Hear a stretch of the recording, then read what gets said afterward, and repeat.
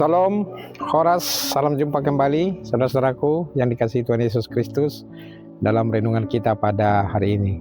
Seperti biasa, sebelum kita melanjutkan aktivitas kita, baiklah kita terlebih dahulu mendengarkan firman Tuhan yang menjadi kekuatan bagi kita hari ini. Kita berdoa. Kasih karunia dan damai sejahtera dari Allah Bapa dan dari anaknya Tuhan Yesus Kristus menyertai saudara sekalian. Amin.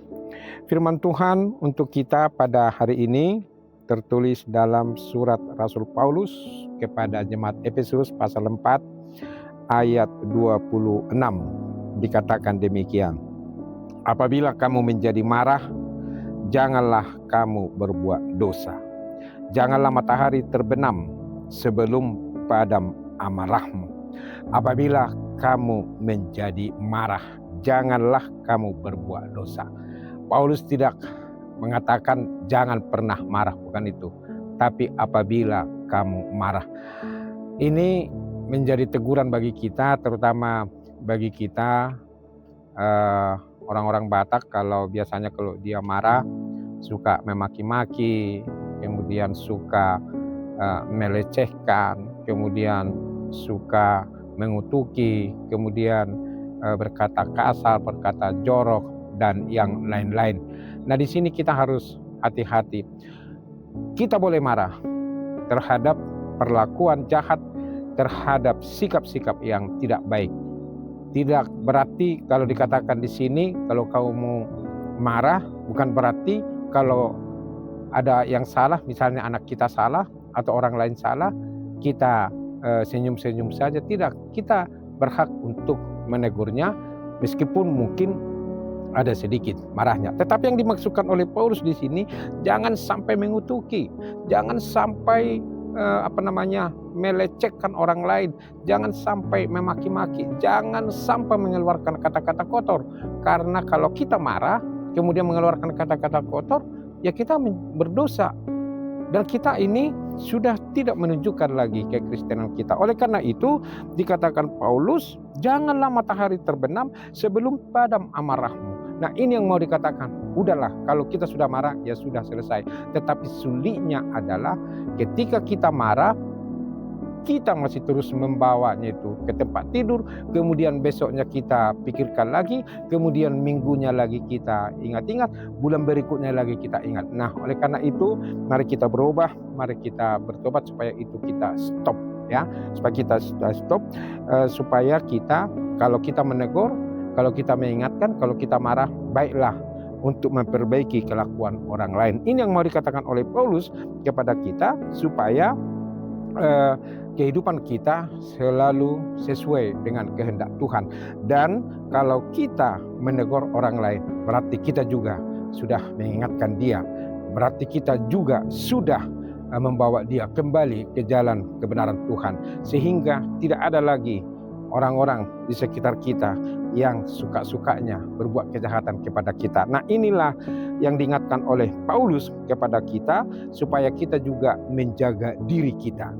Menjaga menjaga mulut kita, ya.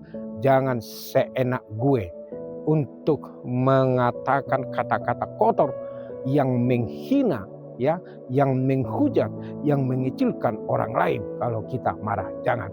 Tetapi sebaliknya, marilah kita ingatkan mereka meskipun memang ada kemarahan di dalam hati kita. Mari kita menjaga diri kita supaya kemarahan kita itu jangan sampai membawa kita ke dalam dosa. Ke dalam dosa itu tadi, sebagaimana yang sudah saya katakan itu tadi, itu mengeluarkan kata-kata kotor, kata-kata yang tidak pantas yang kita ucapkan kepada orang lain. Oleh karena itu, saudaraku, marilah kita mengingat nats ini untuk selalu tetap mau mengampuni, mau memaafkan. Kalau dikatakan Paulus, janganlah matahari terbenam sebelum padam amarahmu. Nah, ini yang mau dikatakan oleh Paulus adalah supaya kita mau memaafkan, mau mengampuni. Tentu saja kalau kita marah karena ada sebabnya. Tidak mungkin kita marah-marah, ya kan? Tanpa ada sebab. Kalau kita marah-marah tanpa ada sebab, orang mengatakan kita aneh, ya kan? Tapi kalau ada sebabnya, kemudian kita maaf dulu, kemudian kita marah, kepada mereka. Nah, disinilah kita harus mau mengampuni dan mau memaafkan orang yang melakukan kesalahan. Baiklah kita saudaraku mengingat firman ini supaya kita selalu tetap hidup dengan penuh sukacita.